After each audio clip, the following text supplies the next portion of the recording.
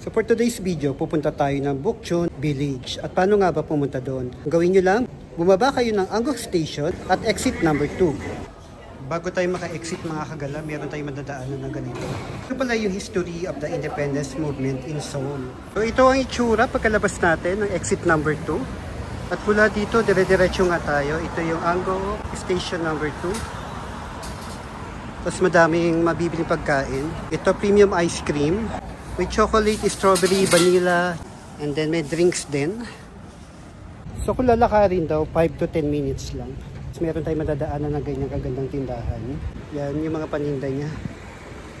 So dahil mainit, sumilong muna tayo sa ganitong payong. Napapansin ko sa bawat street nila, may mga ganito. At least perfect yun bago tayo tumawid, makakasilong. Mula sa exit mga kagala, dire-diretso lang tayo. Pag nakita nyo yung Nature Republic, papasok na tayo sa loob. So tara mga kagala.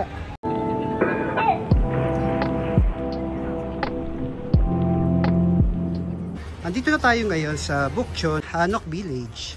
Sa pagkapasok, madaming mga souvenir. May mga rental din dito ng hanbok. Yan.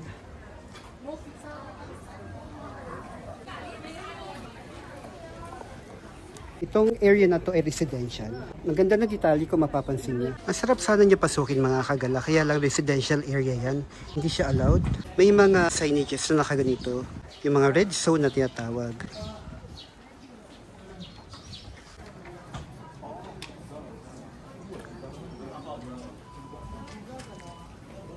Mga kagala, itong area na ito ay residential area. So ina-allowed naman ng pagbisita dito, pero dapat quiet lang. So, papansin nyo, diba? Ang ganda at na-maintain talaga nila yung strukturang ganito. So, tignan natin yung detalye dito sa may gilid. Yan, no? Wow! Bawat street may nagbabantay. Nagre-remind na low tone lang. Pero yung iba talaga maingay. Ang kukulit. Medyo akyatin lang ito mga kagala. Ang time ngayon ay 2:30, kaya ang dami na rin mga foreigner na namamasyal dito. Medyo akyatin lang siya mga kagala. Ganda diba no?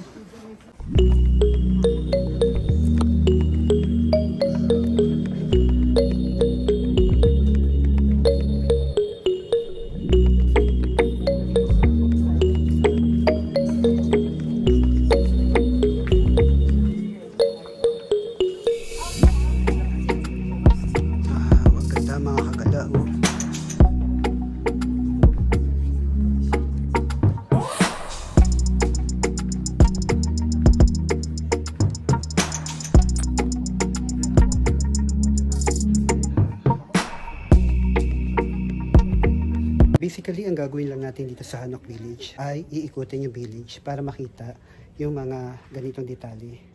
Yan. Talagang napakaganda naman.